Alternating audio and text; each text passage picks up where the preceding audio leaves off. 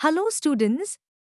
Today, we are beginning an exciting chapter in mathematics complex numbers.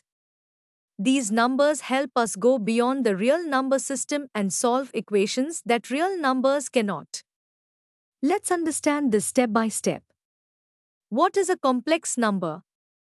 A complex number is written as a plus iota b, where a is the real part, b is the imaginary part, and iota is the imaginary unit, which is the square root of -1. For example, 3 plus iota 2 is a complex number. Real part is 3, imaginary part is 2. 5 is also a complex number. It can be written as 5 plus iota 0. Minus 7 iota is also a complex number. It is 0 minus 7i. Why do we need complex numbers? Equations like x squared equals -4 have no solution in real numbers. But using iota, we can say x equals plus or minus 2 iota. That's why we need complex numbers to expand the number system. Let's understand what a complex conjugate is. If you have a complex number written as z equals x plus iota y, then its conjugate is written as z star equals x minus iota y. We simply change the sign of the imaginary part. Now it's time to calculate modulus of a complex number. The modulus of a complex number, also called its absolute value, tells us how far the number is from the origin on the Argand plane. If z equals x plus iota y, then the modulus of z is the square root of x squared plus y squared. Example: find the modulus of 3 plus iota 4.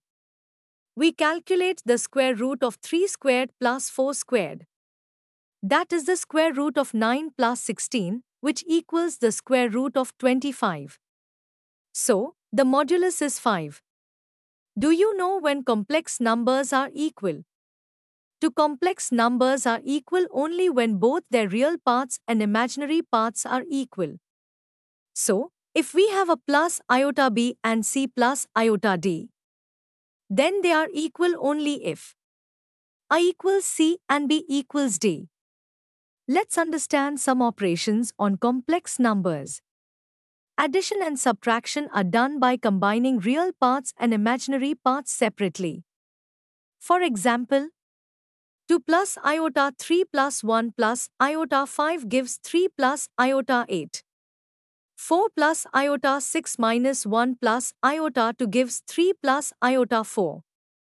To multiply or divide complex numbers, use the distributive property and conjugates if needed. Example: divide 3 plus iota 2 by 1 minus iota.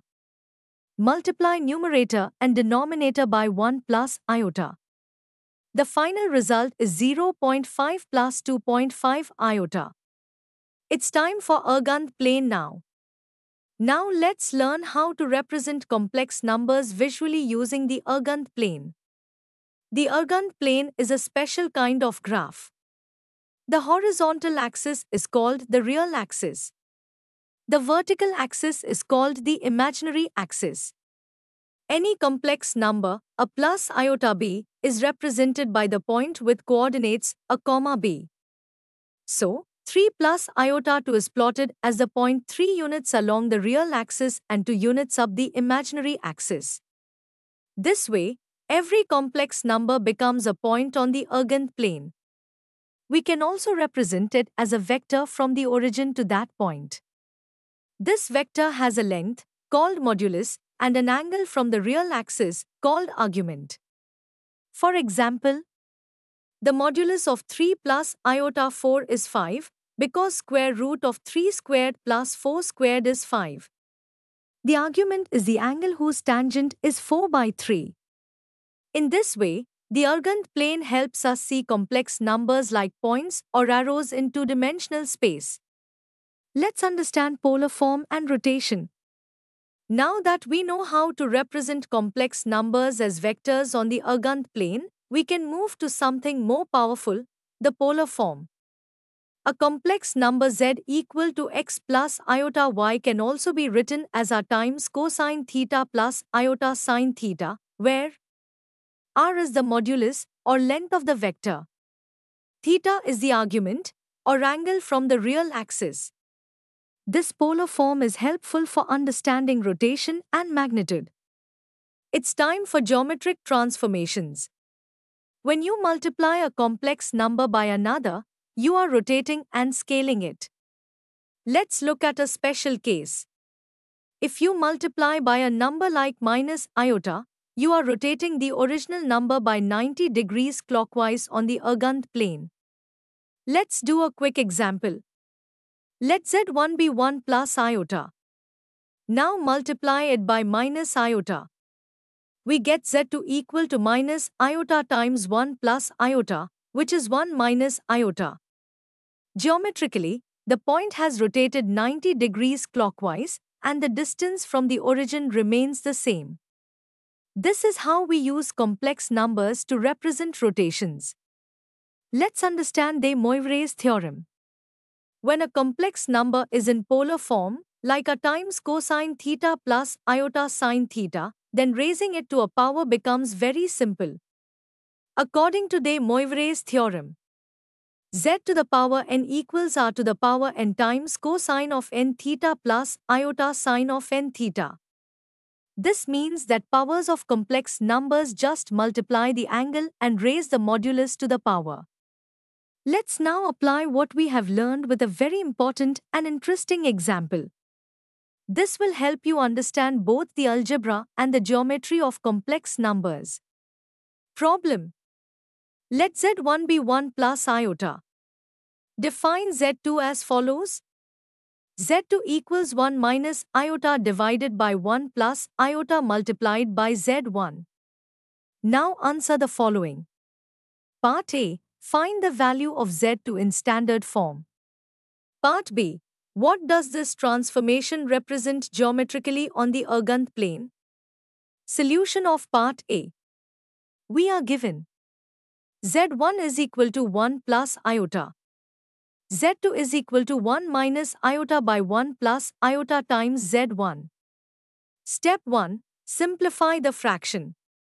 Multiply numerator and denominator by the conjugate of the denominator. 1 minus iota over 1 plus iota becomes numerator 1 minus iota times 1 minus iota is equal to 1 minus iota 2 plus iota squared is equal to 1 minus iota to minus 1 is equal to negative 2 iota. Denominator 1 plus iota times 1 minus iota is equal to 1 minus iota squared is equal to 1 plus 1 is equal to 2. So the result is 1 minus iota over 1 plus iota equals negative iota. Now multiply z1 by negative iota. z2 is equal to negative iota times 1 plus iota is equal to negative iota minus iota squared is equal to negative iota plus 1. So z2 equals 1 minus iota. Let's look at the geometric interpretation of multiplying a complex number by negative iota. We are multiplying a complex number by minus iota. Let's recall a key idea here. Multiplying by a complex number of unit modulus, that is, modulus 1, represents a rotation in the Argand plane. Specifically, the complex number minus iota has a modulus of 1 and an argument of negative 90 degrees or negative pi by 2. So, what happens when we multiply any complex number by minus iota? It rotates it 90 degrees clockwise about the origin. For example, if we take z1 is equal to 1 plus iota and rotate it 90 degrees clockwise by multiplying it with minus iota, we get z2 is equal to 1 minus iota, which perfectly matches our result. Final takeaway. This example teaches you that complex division and multiplication are not just algebraic operations. They represent real geometric transformations, like rotations and scaling on the Argand plane. This is a powerful way to build both algebraic fluency and visual intuition, something that will definitely help you in G problems. We hope that you have understood the concept.